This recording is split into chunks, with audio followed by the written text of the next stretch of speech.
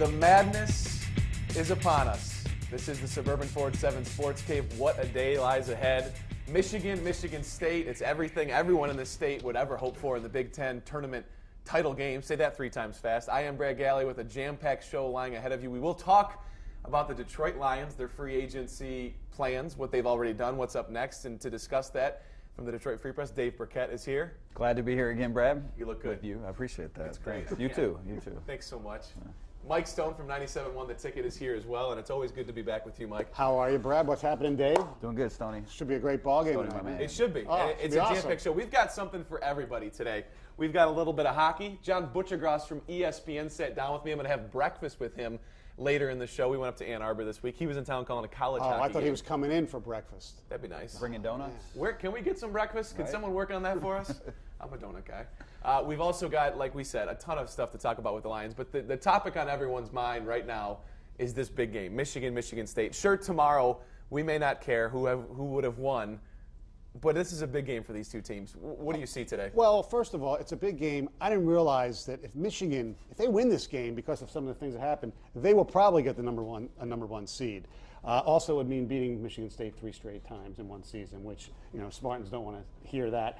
So I think for Michigan State, if they win, is it going to be a 3 or a 4 seed? Maybe that's going to be the difference. I don't know. I just think for the Spartans, psychologically, they don't want to lose to them 3 straight times. Knowing Tom Izzo, having covered him for a bunch of years, I can tell you this game probably means more to him than anything that's going to go on in the NCAA tournament unless they get to that Final Four. Really? Because I think so. Because deep down, what Michigan means to him and what beating Michigan and winning a Big Ten, they can claim this. They can put this up as a Big Ten tournament championship. I think this game is going to mean a whole heck of a lot to him down deep inside. And to the players, too, because they're finally healthy. And you mentioned it, they've lost twice to Michigan already. But he's always poo-pooed the Big Ten tournament, and especially when you look at the Michigan, comparison of where though, these teams I are, know. you need to be there. And we are there. Tom Lydon, our sports director here at Channel 7, is in Indianapolis with Matt Shepard standing by. They left at about 4 a.m. this morning. Tom, what's the vibe down there as we get set for tip-off? Thanks very much, Brad. We are very excited about being with you here on the Sports Cave this morning. Matt, welcome to the show. Good to be with you, buddy. And you have been down here. We're inside Champions at the Marriott downtown in Indianapolis, where the Michigan Wolverines have been staying throughout the week. And it's been a pretty cool week, a week that a lot of people pointed to this Sunday, hoping that Michigan and Michigan State might finally meet each other in the Big Ten tournament. And here it is, and what a great stage. It's hard to believe that they've never met in the Big Ten tournament before, but now I think this is the game that so many people, well, outside Indianapolis maybe not so much, but here as you're walking around, a lot of people were anticipating these two teams because they still believe these are the two best teams in the conference. All right, well, Dave Burkett just said, Matt, that he felt Tom Izzo is going to put a higher priority on this game than maybe even some games and how Michigan State does in the national tournament. I don't know if I'd go that far, but you know that this game means a lot to Tom Izzo based on the interactions you've had this week. Well, I wouldn't say it's a bigger priority than the NCAA tournament because if you lose in the NCAA tournament, your season is over. But I do believe, I would agree with Dave in this sense, this is an awful lot of meaning for Tom Izzo because he has seen where Michigan has risen to with John Beilein and because of what took place earlier this year. Teams this week, when I look at what Michigan State's been able to do, they're finally clicking on all cylinders. And I don't think there's much argument that when this team does click on all cylinders, it is among the best teams in the country. But they've had pieces missing throughout the year, and now they're finally getting back together. Michigan's looked good. They've been in tighter battles in this specific tournament, but you can't fight what they've done. And 7 out of 9 against Michigan State means something, doesn't it? Yeah, and 6-2 in games decided by 1 possession is pretty impressive for the Wolverines. Michigan State does have their guys back together, and I know that's what everybody is falling back on, but they also had all their guys back together against Ohio State, and they lost by double digits in Columbus, and we conveniently forget that. They had most, if not all, their guys back together when they lost at home to Illinois, except for Brandon Dawson, but he is a difference maker for this club. Both teams are very good basketball teams. That's hard for people to truly believe. For years we've wanted, hey, let's get Michigan and Michigan State like North Carolina and Duke. Now we have it over the last 5 years or so, and people are all trying to figure out which one's better all the time. I think they're both outstanding programs. We'll talk about keys to the game when you come back to us after 30. One thing I think that jumps out that we need to address is how will Michigan match that intensity, that natural intensity that Michigan State's going to bring to the game today, knowing that they don't want to get swept 3 games out of 3. The one thing you can say about Michigan State, they do have that focus. When there is a task at hand to try and exact a little revenge, they usually come out and perform very well. Remember, at Chrysler Center, they had a big lead against the Wolverines because Michigan had beaten them in the first game in East Lansing, and Michigan obviously came back. So you're right about that. I think Michigan's going to have to match that type of focus. I know it's a cliche, the first 5 minutes of each half, but especially in this one for Michigan, they can't get behind by double digits early. What I've always appreciated, as I've gotten to know more about John Beilein and his coaching staff, is how he's gotten his team to improve throughout a season, as the season progresses. This is not the same team that we saw back in November and December. So as we look ahead to whatever happens today, where do you see Michigan falling? Do you think that they've proven enough over the course of these last 2 months that they are a valid #1 seed contender? I think 1 seed in the NCAA tournament, for lack of a better phrase, almost backs their way in because of the teams like Syracuse and Villanova who have blown the opportunity to seize that chance. Virginia's still on there in the discussion for sure. I think they've already got 2 brackets made up, the NCAA tournament. Usually the Big Ten tournament championship game doesn't affect what happens for that final bracket. And I think Michigan, I wouldn't be surprised, depending on what Virginia does today, because their game might end earlier, Michigan might be that final #1. And I thought Wisconsin had a shot until they lost yesterday. Wisconsin's a legitimate 2. Michigan's no worse than a 2 seed. They'll be in Milwaukee, and then I think they'll be here. I think Michigan State has played themselves into a 3 seed. And has Michigan State perhaps played themselves into a closer game? That's something that this tournament might have helped them out with, because many of the projections had Michigan State as the team who maybe went to San Diego, or the team that went out to Spokane. Do they perhaps, because of the showing that they've given us this week, have they earned a spot perhaps in Buffalo or in it's just a little bit closer to home? I don't think there's any question about it. St. Louis or Buffalo are the 2 places I think you'll see Michigan State go. I think you'll see Michigan and Milwaukee and then Indianapolis. All right, well, it's going to be an exciting day. The doors just opened here in Champion, so hopefully some more people will join the party here with us. 11 o'clock is when they open the doors. We'll talk more about the specific keys to today's game, how Michigan State wins, how Michigan wins. That's coming up a little bit after 11:30. But for Matt Shepard, I'm Tom Lydon reporting live in Indianapolis. Let's send it back to you guys in the Sports Cave. All right, from the bar to the cave. Thanks a lot, guys. We appreciate the time. We don't have any drinks. Hopefully they'll get to... It's St. Patty's Day this weekend. Come on. How about that? Yeah. We got to get something out here. That's why Lydon went up there. We've got green water or green beverages water. in our cups at Oasis. Is that good? I don't Green know. water? Probably not. What has been good, at least, is the busy time that we've had this week covering the Lions. Dave, I asked you when you walked in, did you get any sleep with this team? The free agent signings with Joique Bell, Brandon Pettigrew, those guys staying in-house. Of course, the big one's Golden Tate. The haul so far, what's your biggest takeaway from this team that they brought in? It's about what I expected, truthfully. They got a receiver in Golden Tate, who I think is a really good player. Now, you can argue that maybe they paid him a little too much, and maybe they should have spent that money elsewhere, got a little bit lesser receiver. But Kind of like what they did with Nate Burleson. yeah, but I think Golden Tate is a good player, and I think he's going to be a really good complement to Calvin Johnson. But when you look at this team, they still have holes on defense, at safety, at cornerback. They need to shore some of those holes up, and they don't have enough money to do. There's not enough players out there for them to do that either. That didn't surprise me, but that's why I wasn't going crazy over the Golden Tate. I would have rather them overpay for somebody like Ward. They need a safety so badly. They need help in the secondary. I know Mayhew loves, Bentley and Green and Greenwood, even the guys he drafted, but Yeah.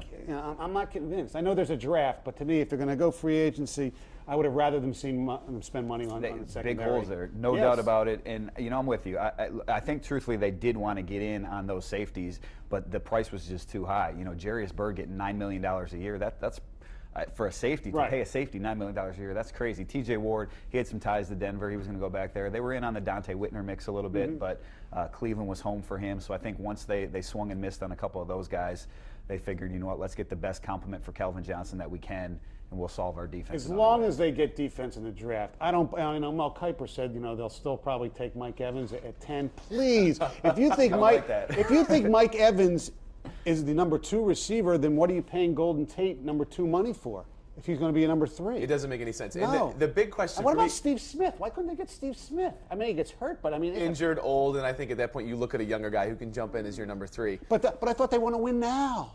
My biggest takeaway from everything, and especially what you just said, Dave, they go out and they swing and miss on some of these bigger guys. Could they have gotten them if Ndamukong Suh would have restructured his deal? Because that's the big question that I face, that this still isn't done. You'd like to think they could have got one of them. I mean, there's no doubt they would have had more money to spend. Now, again, how much more they would have allocated to that position, I think, that's up for debate. But I think they definitely could have been in on one of those guys. Could they have paid T.J. Ward $6 million a year, maybe swung him away from Denver? I don't know if they could have done that and Golden Tate. But if they would have had Sue Dunn, I think they would have got somebody Which else. is terribly disappointing. I feel sorry for the Lions because they can't say anything, but it's got to be frustrating that this guy did not get his agent situation cleared up till a couple weeks ago. And does he really want to stay here? I don't know. To me, if he really cared about the team, he would have renegotiated the deal again. I know he did it once before, but they need other players. It's tough. It's really difficult to watch because we watched Stafford restructure. Yeah, it took him a little bit last year. We watched Calvin. They knew this was in front of them for so long, and so did he. And so that's something we're going to talk about later in the show, whether or not he even wants to be here. And we want to hear from you. Use the hashtag 7SportsCave on Twitter to ask what you want to see the Lions do next. Dave's got the answers. Mike's got his opinions and answers. We're going to talk about it all as we come back on the Suburban Ford 7 Sports Cave. And coming up next, Jeremy Johnson's our man on the streets and our man with the people. He went out to find who people are picking in their brackets before the bracket is even set. Stay tuned. Pretty good stuff.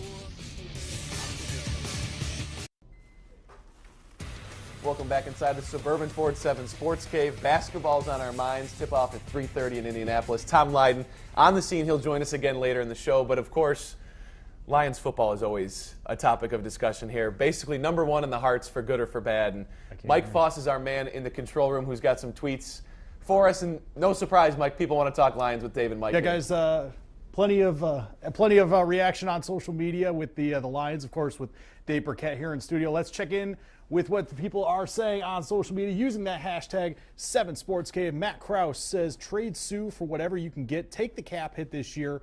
3 good players, better than paying Sue $20 million a year. We have our the man known as exclamation mark. We'll go with that. It's time to trade Ndamukong Suh since it's obvious that he doesn't want to restructure his contract. And finally, Sean says, trade up for Super Sammy or they're taking Evans. Book it, Stoney. Guys? Book it, Stoney, huh? You know what? That would be cool. Get Sammy Watkins. That's the only receiver I would take. Not Mike Evans? Not a Mike Evans fan? Not a thing. He's good, but they have so many other holes. Give me Gilbert if he's there. Give me one of the linebackers. Yeah, I'll tell you guys, when I was in Indy at the Combine, I had dinner with, there was about 5 scouts out there and an agent I know. Name dropper. Yeah, right, I know. I asked about Mike Evans because I figured he'd be in the mix. The guys loved him. The NFL people love Mike Evans. They think he's so big and strong and physical. He can catch everything. That's great. He Then what do you fits the sign Golden mold. Tate for? That's my point. If they don't go get a receiver like that and spend a lot of money, then you do that. But what are you drafting a number 2 receiver in the top 10 for anyways? That's why I agree with you. I think you go defense in that spot more so than anything else. I don't think you draft a number 2 guy there. Yeah, well, to play devil's advocate, this offseason has been all about Matthew Stafford. And, they've hired a coach. They've hired an offensive coordinator. They signed Golden Tate. We went through that with Harrington. They need another receiver. Even with Golden Tate, their receiving core is not set. So I think it's a legitimate possibility that they get Mike Evans. The other name I've thrown out there is Anthony Barr from UCLA. Yeah. A lot of people think he's a 3-4 linebacker, but the way the Lions are going to play, he'll fit with That's the where Lions. Martin Mayhew was this past week watching his pro day. I think on the second day of free agency. Yep. Surprising. No, a lot of teams did the I same know. thing. How about to the Sue stuff? Trading him as a possibility. We talked about this. We've talked about this on the show last week. Well, I'd love for them to be able to do it. I don't know what they could get for him. Could they get another number 1 from, let's say, Oakland?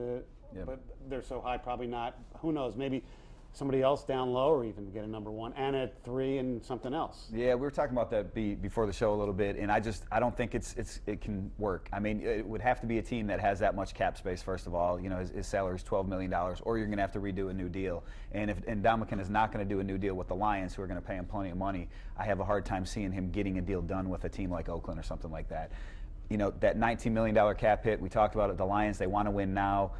Without Sue, you got a big hole on the defensive line. They have to. With this roster in place, they have to. With this roster? I'm saying, do you want them to build for the future? Yes. They're not good enough to win now. In the next 2 years, if they don't win, in the next 2 years, they to got to pull the whole thing go up. to the Super Bowl? That should be the goal. That should be the goal, but let's be realistic here. I mean, with that secondary, with the linebackers, you expect them to go to the Super Bowl? Kelvin's not getting any younger. Stafford's not getting any younger. With a quarterback that has had one really good season? I don't expect them to go to the Super Bowl, but that should be the goal. Yeah, of course it's the goal, but not this year. Internally, they're on they think they are in line to contend right away, that they should be a team that makes the playoffs right now this year, contend beyond that. So the way that they're building, I just don't see. I don't see Sue being a legitimate trade possibility. Now, listen, they haven't had any contract discussions yet. If they get into it and Sue gives them indications he doesn't want to be here, if that price tag is way too high, maybe that's when you at least make a few phone calls and see what's out there. Let me be frank here. Sue had a really good year, a great season, okay? He's a great player. I just don't think anybody that doesn't want to be here. Cuddle up with your Ndamukong Suh. Oh, come on. Get nice and warm in here, Mike. He's a great, Stoney, my man. He's a Stoney's great player. warm. But I want him to say, I want to be here, I'm going to sign the contract. I don't want him to be selfish. Yeah. Well, Look, it's the fan in me. I'm a fan. I'm there every Sunday. Maybe we I'm can get you this drinking my autograph Bloody if we Marys and want. drinking my beers and being frustrated like everybody else. Stoney Sue here. Stoney Sue. There it is. Hashtag Stoney Sue. Oh, please. We will talk more about Ndamukong and the Lions later because, as we said, it's always a big topic of debate and something we like to talk about. One of our favorite people here within the building, Jeremy Johnson. You've got to know him as the man who goes out on the streets. Well, the brackets don't get set for about 6 hours. That didn't stop him from finding people who were already making picks for their brackets. Check out Jeremy with the people. All right, today we're on the campus of Oakland University talking with students about March Madness. We're covering everything from bracket picking to grammar. Yes, I know grammar. Just let's go.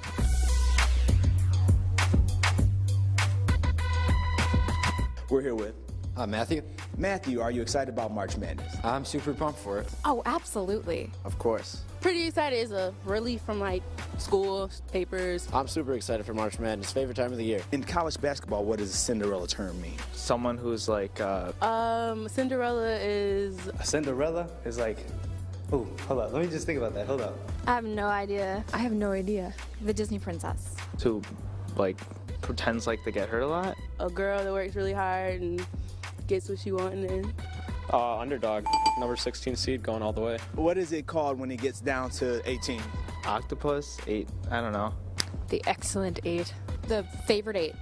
Best 8. Fantastic 8. The Elite 8. I need a little bit of help, Kyle. Can you help me pick my bracket? Of course. Awesome, I appreciate it. Who should I go with between Minnesota Brown Gophers or Purdue Haymakers? Haymakers, because my dad's a farmer, so I know more about hay. Who should I pick between Iowa State Cycles or Louisville Sluggers? Louisville Sluggers. Iowa State Cycles or Louisville Sluggers? The Sluggers. I don't know who to pick between Homestead University or Villanueva. Villanueva.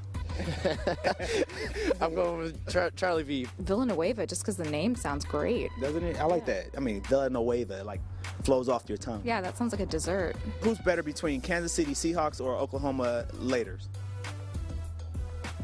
Kansas City Seahawks. Can you pronounce the name of this notable coach in college basketball? Whiskey. Krzyzewski? Coach Krzyzewski. Krzyzewski. Krzyzewski. Oh, I know him by his Coach K. Mike Krzyzewski. But it starts with a sh. That's an R. From Auburn Hills, Jeremy Johnson, 7 Sports Cave. I'm throwing down everything I've got on the Oklahoma Raiders. Raiders, I like that. I like that. I just can't wait till the octopus round. I'm going to have some of that Villanueva dessert, and it's going to be fantastic. So. We'll keep it flowing. We're heading over to our green water as we move along to our Fast 5 questions. Will the Red Wings make the playoffs? Use the hashtag 7SportsCave. Discuss it. We're making the move. We're going to the bar. We're getting wild. Green water time, baby. Welcome back inside. It is St. Patrick's Day weekend, and so we made the joke earlier. We can't have green beer on air, so we're having green water. Not sure if it's good for you, but it's tasty. Fast 5 topics. We're going to start the timer. Okay. And we want to know the questions that people are asking out there. You guys are going to answer them. Will the Red Wings make the playoffs with all these injuries? Yes or no, and why? I'm going to say no. Look, they're 2 points out right now. I think we'll know more these next 3 games. Chicago, Pittsburgh, Toronto. Those 3 games are coming up. Those are all teams that are ahead of them in the standings. If the Red Wings can win some of those games, they get in. But I don't think so at this point. They still got some injuries to deal with. Zetterberg, the back. I just don't like where the team is right now. I know they won the other night, but I'm going to say no right now. Stoney, we've got 3 lines of Griffins on the ice. What do you think? I'd love to disagree with Dave, but I can't. I mean, Datsuk and Zetterberg, the injuries are too tough. Look, the kids have played great. I mean, Tatar with the goal he had the other night in the shootout, but they still have problems. They make defensive mistakes. And he's right, the schedule, the Blackhawks, Toronto, Pittsburgh, their schedule is too hard. Mike Babcock has done a great job. If this team can somehow get to the playoffs, he should be the coach of the year. I just don't see it. I think the future looks a little brighter than we thought because we've seen a lot of the young players develop. But man, oh man, it's going to be a struggle. Walk with me here as we go on to our next question. Jose Iglesias has got the fastest glove on the Tigers, but we may not see him in the lineup for a while. Shin splints have reportedly sidelined him for much longer than the Tigers thought. It could last for a while. What the heck did the Tigers do at shortstop now? Well, the big name everybody's mentioned is Stephen Drew, a Scott Boras client like Iglesias. However, he's, by the way, happy birthday, Stephen Drew. He's 31 today. He had a good season last year for the Red Sox. He hit like double digits in home runs. But his OPS throughout the last 5 years, not that strong. His batting average, not that good. Very good fielder. I would not sign him right now. They lose a draft pick because of the compensation. I'd wait and see how Perez and maybe Wirtz, see how they do. And if they can't get the job done, then you make the move. Wait till June, wait till after the draft if it's not too late. I'm not a big Stephen Drew guy. He's okay. Stoney with the home run on that one. I'm going to be real honest. I say no to Stephen Drew, too. Look, he's played for 3 teams the last 3 years, hasn't hit over 255. I just don't like him as a player right now. I think he's on the downside of his career. I don't think you risk it if you're the Tigers, wasting a draft pick to sign a guy like that. I think you can wait it out. I think maybe you could even get a guy like Omar Infante. He was on a minor league contract with the Reds. You mean Ramon Santiago? I'm sorry, Ramon Santiago. I think he was on a minor league contract with the Reds. Maybe a guy like that becomes available. Bring him back. He's 62 years old. He's had 17 stints with the Tigers. Why not? Perez. Yeah, how about that? A little bit more youth. Let's go on to the game that we've been talking about all day. This is the time in the show where we want your predictions. Michigan or Michigan State? Who wins it today, Dave? Man, I think this is a toss-up. These are 2 really good teams. The fact that Michigan State is healthy right now, the fact that they lost the first 2 games in Michigan, I'm going with Michigan State. I just think it's going to be tough to beat them 3 times in a row. Brandon Dawson, he's the key for me. He did not play in either of the first 2 games against Michigan. He's going to be back on the field. You think I'm drinking some Michigan State Kool-Aid baby? Right now? Look, Michigan State, when they were healthy, they were #1 early in the year. They're starting to get back there. They're not completely healthy. Keith Appling is still a little bit banged up, but I think they're healthy enough that they can beat Michigan on a neutral court today.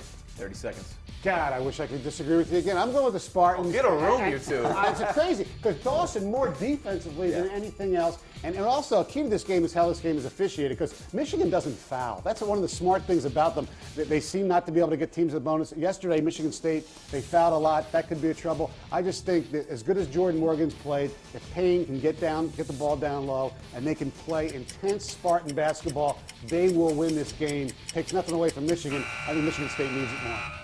Michigan gets the job done today. That's my prediction. 3 straight. The impossible gets done. They get a 1 seed. They march on. So tonight, when we're all filling out our brackets, everyone wants to know who those #1 seeds are going to be, who's going to move on to the Final Four. It's one of the most unpredictable years that we've had in college basketball with no real elite teams. End of the day, when we're talking here, Monday from now, who's the national champion, Stoney? This is tough. I'm going to go with the Florida Gators. They're going to be the #1 seed overall because they have really good guards and they have seniors. And Billy Donovan in tournaments do really well. There's other teams to look. Cinderella, watch out for they're not the Psychos, the Iowa State Cyclones. Watch out for them. And ladies and gentlemen, we're talking Cinderella. Dun, dun, dun. The American University Eagles, my alma mater. We're in. I kind of hope Michigan loses because it could be a 2-15 matchup because our team is not going to be better than a 15. So, yes, AU, we're going down, but we're there and we're proud. If it's Michigan against American, I expect to see you there, Stoney. I expect you at that game. But no, look, Florida, that's a good pick. I can't argue with them. That's a good team. I got Duke, though. Jabari Parker, he's the best player in the country right now. This time of year, it's about talent. It's about those NBA guys. I just like the way that he's playing. Can you imagine Michigan State, if they got Jabari Parker, what that team would look like right now? Jabari Parker is the real deal. He's a great player. I think Duke wins it all this year. I think ultimately Kansas gets the job done. They've had ups and downs throughout the year. Bill Self. I say they make the run. Injuries. Big Yeah, injuries. they're center without that center. They make the run down the stretch. That's my pick. Those are our picks. You said it was tough. It is going to be tough. Final topic. We usually leave this for a fun one, but this is one that we've talked about so much already. Ndamukong Suh, does he want to be a Detroit Lion going forward? Does he even want to be here, Stoney?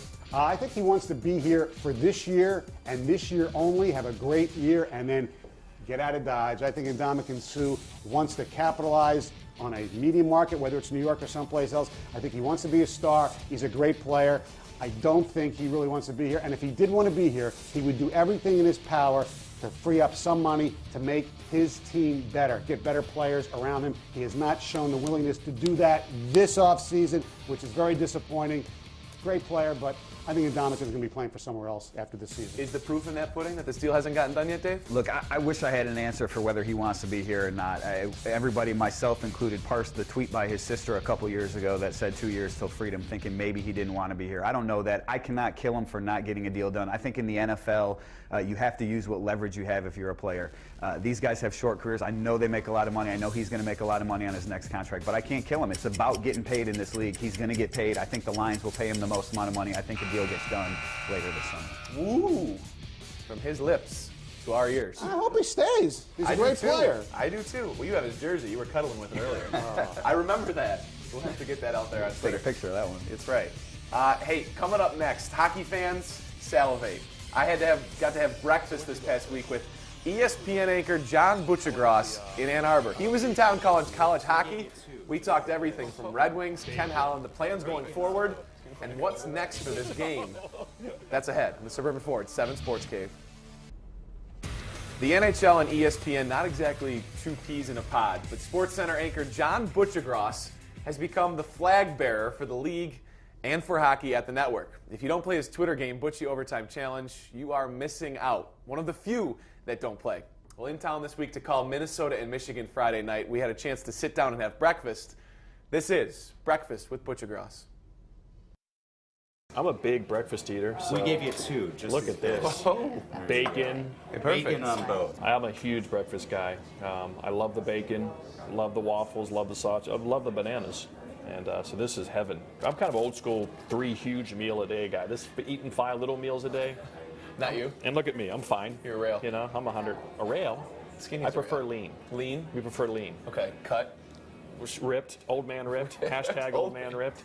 Is that a new t-shirt? Yes, that's next. The Butchie Overtime Challenge. People who have never turned on a computer were asking me who they were picking for Butchie Overtime Challenge. Wow. 2 playoffs ago. Well, I said, how the heck did you find that That's out? a good sign. That's great. Yeah, without any marketing, without any advertising, just on Twitter. I'm shocked how it kind of took off. It was just a fun game we used to play on NHL Tonight when, you know, our show would follow the game. So we'd throw $1 on the set, pick one guy each team, and if your guy scored, you sweep the $3. If somebody else scored, then we just took our own $1, put it back, and started the show. So just a way to kill time. Now it's an international phenomenon. Well put. Okay. I like how you put that. Yeah. I always love when it trends on Twitter. It'll be like between what did Beyonce have for breakfast, Rihanna's favorite color, and in the middle it's Bucci's Overtime Challenge. I think that's hysterical. You have good company. There's good company. What's been so fantastic to watch, I guess, as a hockey fan myself, you did NHL Tonight. Mm-hmm. Obviously, ESPN's deal with the league goes away. Yep. But then you find this prominent role. You're all of a sudden this advocate for the sport on a network that doesn't carry it. Right, yeah, and I kind of like that. I like that role. I like being able to say what I want to say when I write one of my hockey columns on ESPN.com because we have no deal with the leagues. I don't have to worry about if I bash Gary Bettman because ESPN won't care as much because they don't have an agreement with the leagues. I'd rather be in that position sometimes than work for the league per se. Yeah. So I kind of like that role. Tell you the truth, I'd like to get maybe start doing some of those 30-30 type productions for hockey. So I would like to. That's something I want to go to them and try to breaking news. ESPN, let me do a 30-minute feature on Ally Afridi. But people would love that, you know? Yeah. And so... Can I put a request in for this entire area of Michigan? You want to do one on the Russian 5? That'd be awesome. How good would that be? That'd be great. How about the Red Wings? Keeping an eye on them this season and all the troubles they've gone through with the injuries? Yeah, got to know Kenny Houghton a little bit and really enjoy him when I'm around him. Really a funny guy, great guy. He kind of knew that this day was coming as Datsuk and Zetterberg age and Lidstrom retires. And obviously they've been trying to they put themselves in position to get a Parise, to get a Suter, to get Weber if Nashville was going to trade him or if he went to the market. But that didn't happen. They locked him up. So he knew it wasn't a guarantee, but they had a chance to get those guys. When they went to free agency, they could have got him. But we'll see what happens with the Red Wings because they were always a team that people went to play for. And so now I'm sure the organization as a whole probably is like, boy, we got to be careful. We want to keep that culture. So I'm sure there's some concern, how we're going to deal with this.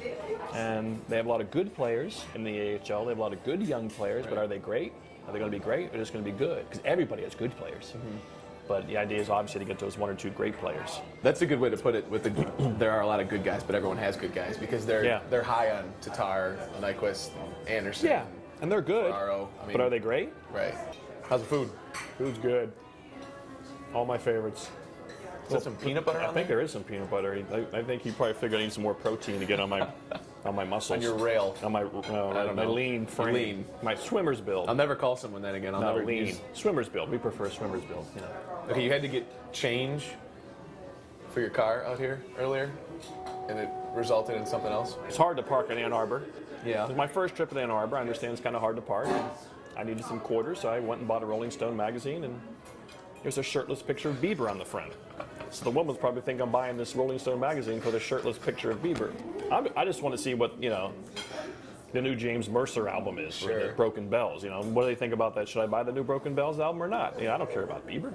I shouldn't rip the cover. In fact, when I put the magazine in my car, I turn it upside down. Reading it for the articles. That's how sensitive. Yeah, got a carbo load. Yeah, you got a game to call. Yeah, big breakfast, nap, energy drink, little shower, get over to Yoast, screen for 2 hours, and call it a night. It's a rush. Thank you, people. That was in the Waffle Shop in Ann Arbor. A great treat. Pretty good insight from him too, talking about the swings and everything. I love the fact he's a great hockey advocate. And by the way, if he's going to do a 30 for 30, wings, abs. Oh, would that be good or what? Yes. I ate all the waffles. Yeah, I know. It's Sunday morning. I get up early, come into the man cave. Exactly. We had chocolate-covered waffles, waffle sandwiches with bacon and cheese Rubbing in it them. in now. You should have been at my house yesterday. My daughter Jessica made me chocolate chip pancakes. 5 of them. They were great. They were delicious. Look at this. Oh, whipped cream on top? No. You guys are making me jealous. All right, can we pan over? Can we check out our guys in Indianapolis? Look at these guys pretending to do homework. They're reading the comics. Tom Lyon and Matt Shepard in Indianapolis, getting us set for the Big Ten title. Where are his BC Eagles? Where are those Boston College Eagles, Tom? He can hear us. This is the Suburban 47 Sports Cave. We're going live to Indy next. We have talked at length about this game, Michigan State, the Big Ten title championship game here in Indianapolis.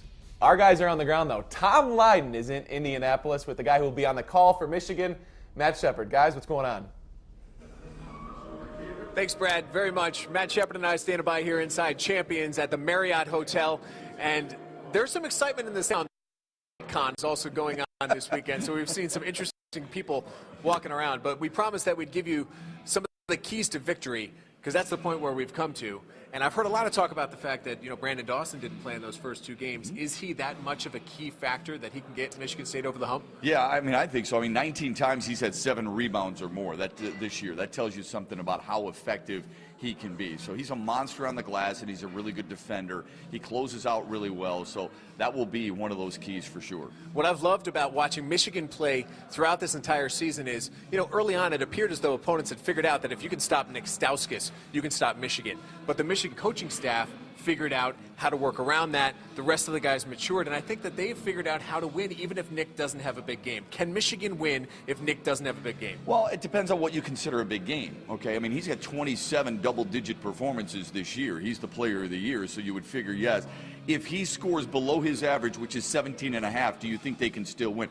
Look, if he pumps in 14 points down the stretch when the game is tight, I would say yes. Michigan, though, needs that balance, I think, of Robinson, LeVert, and Stauskas. Do they have another guy who can fill those shoes if one of those guys is off? Derek Walton has done it so far this year 7 times in Big Ten play. But Nick Stauskas is a guy who averaged 22 points per game against Michigan State this year. I think he's a factor. When Michigan gets double digits from Stauskas, Robinson, and LeVert, they're 12-2. The losses, Arizona and Wisconsin. Oh, respectable losses, to say the least. I think that if either team doesn't get an optimal performance from one of their key guys, they're going to be at a clear disadvantage. So who's that guy going to be? Is there somebody who you foresee who may struggle because of the matchup, because of the one-on-one matchup specifically that he's going to be going up against today? Well, I think, that's a really good question. Probably Glenn Robinson against a guy like Brandon Dawson, because Dawson can be that physical force, although Glenn Robinson has really been aggressive as of late. 7 straight games of double-digit performances. He's increased his numbers. He's shooting over 50% over the last 7 to 8 games. So if you had to pick one matchup, that would be it. I'm looking at more who's the guy who's going to step forward forward to be that if the three big guys from Michigan State performs in Harris and Appling and Payne, is Dawson that fourth? Who's the fourth from Michigan? Derek Walton has been that guy before. It'll be important for him to try and at least match what Keith Appling does today. We've talked hypothetically for a total of about 10 minutes. It's now our turn to give you the tangible choice. Who are you going to go with today? You know, here's what people forget. Michigan State has turned, they don't want to admit this, they've turned into a jump shooting team. That's what they are. They shot 50% combined in the two games against Michigan. They've actually shot better against Michigan this year than the Wolverines have done the opposite. Michigan State has set a school record for number of three-pointers made. They are not that team that everybody grew up thinking, oh, they're a big, bad bruising club. They can be, and they're good defensively, but they're not the same typical Michigan State team. This is going to be really tough for Michigan. Can they match that focus? It's going to be really hard for the Wolverines to do that because MSU wants it so desperately. So you say Michigan State today? Well, you know my say Michigan because it has been a game of first, but it will be a very tight game down the stretch. If Michigan can make it tight down the stretch, I think they prevail. Probably shouldn't have put him on the spot. You can hear Matt calling the game live on WWJ today. Tip-off at 3:30.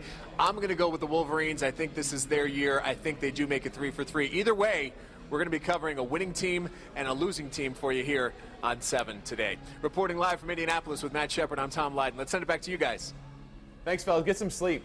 I don't think Tom slept last night, driving through the night to get down to Indy to be live with us. I'll also be with them when the brackets are announced, so that's going to be a big deal as well. Exciting. They'll be right there. By the way, just checking, Michigan State, a 3.5-point favorite. Ooh, keep the tweets coming. Hashtag 7SportsCave. We'll show you one here. Check it out. People are digging Michigan State, talking the talk. We're also going to meet a Spartan. That's not what we're looking for. We'll find it. Go Blue, baby. You can see that. Go State. Keep it coming. Suburban Ford, 7 Sports Cave.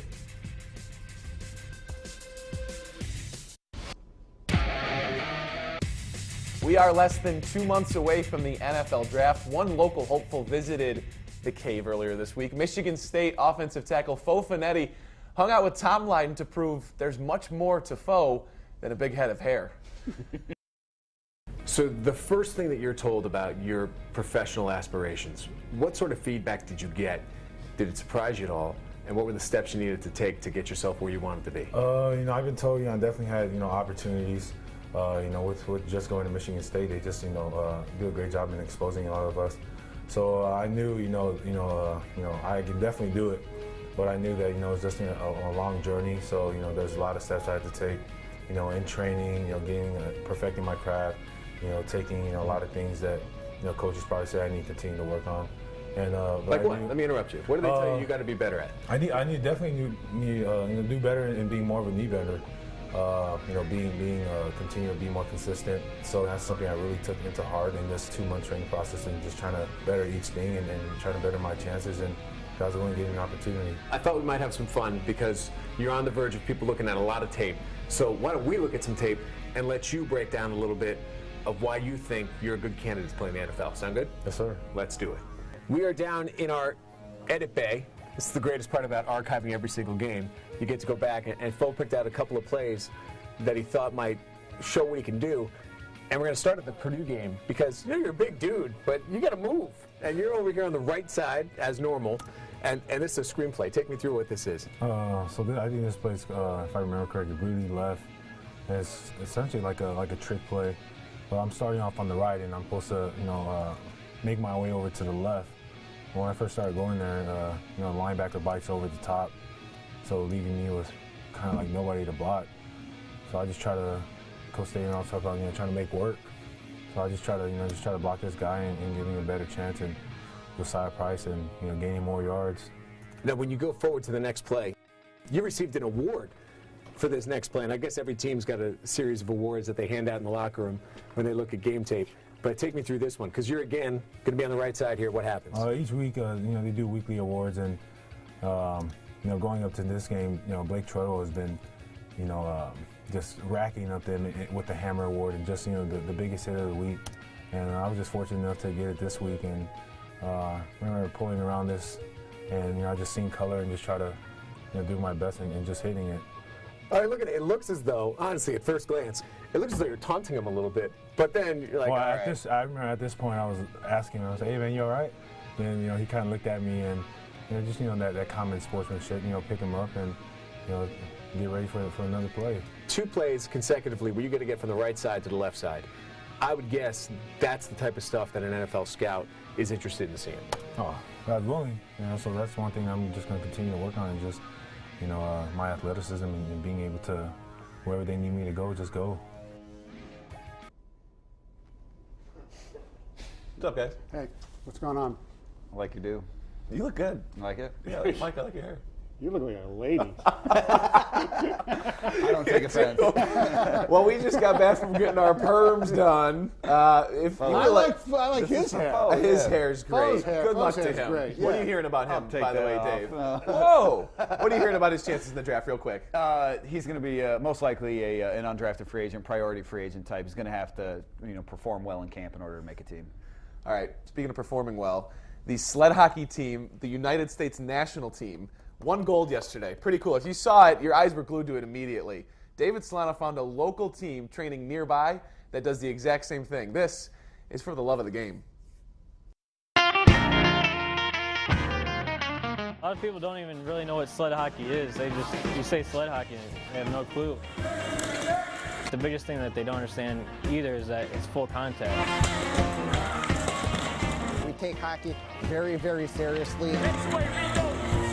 Come on, Rico. We're not here just to be here. We're here to win. Last weekend was our last tournament weekend in Grand Rapids. We came out 3-1. In 2010, we won the London Blizzard Invitational Tournament, which is supposedly the biggest sled hockey tournament in North America. Our team is really diverse. We have both men and women, and that's another question we get is, women play on your team? Yes, they do. They get checked just like everyone else. This year we came in second place in the league, in our league. We've been playing 10 years, and a lot of teams have brought it up, even in Tampa Bay and warmer climates like Phoenix. So our sport is really growing. The New England tournament that we won last year, we're going back. It is in May. I believe it's in the beginning of May, and we're looking to defend our first place championship there. Whether you're we're injured in service or injured in a car accident, the most important thing is to be active. It's about ability.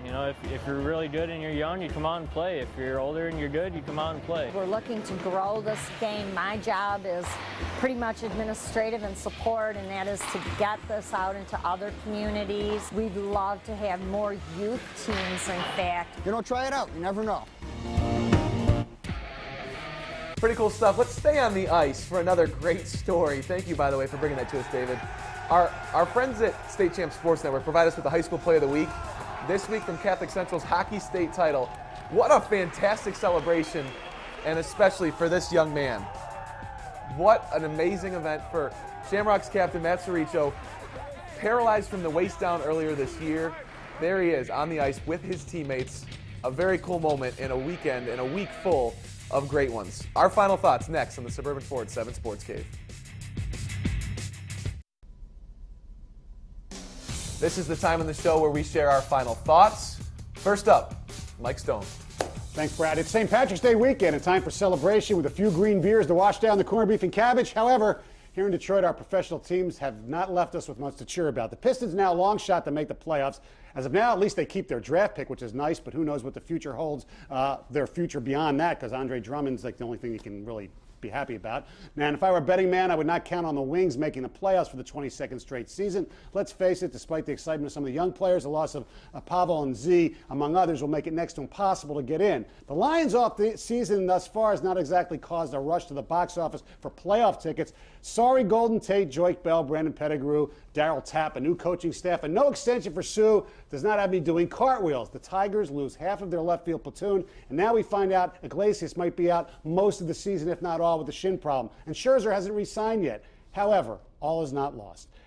There is this thing called college. Thank you, Wolverines and Spartans, and yes, even Western Michigan, for bringing us much-needed warmth from the frigid temperatures of Michigan and our professional teams. Way to go, guys. A little bit different topic for me, but William Clay Ford, the Lions owner for the last 50 years, died a week ago today. Ford had a complicated legacy as owner, and I can't claim to have known him at all. I had a handful of conversations with the man, all in group settings over the years. But everyone I've talked to about him, and that's a lot of people in the last 6 months, has spoken incredibly high. He touched people's lives with kindness and generosity and had a knack for making them feel welcome in his world when he bumped into them. The father-in-law of ex-Lions trainer Kent Falb one day, he was a farmer in Iowa, and he somehow struck up a conversation with him about hog prices. Bill Ford Jr., his son, and the man who for all practical purposes now runs the Lions, has a similar everyman about him that people respect.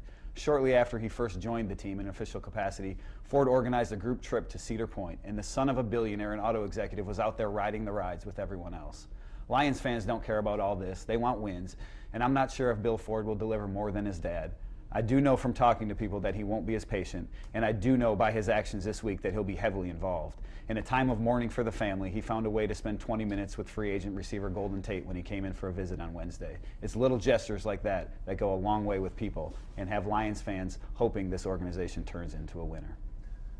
My thoughts are brief. Jason Collins was signed yesterday to stay with the Brooklyn Nets for the entire season. Collins has been talked about by becoming the first openly gay professional athlete in the 4 major sports in North America. He's been talked about, and some say the talk has been exhausted, but here's why it's not. Because for every kid out there that thought they were too weird or too different to ever play their favorite sport, Collins has showed them that every person's unique and is worth playing their sport. So hats off to him. And we'll continue to keep the conversation going on all the best topics every week on the 7 Sports Cave. Stay with us all day. Hey, you Your Eagles. team. Everyone's got a team this time of year.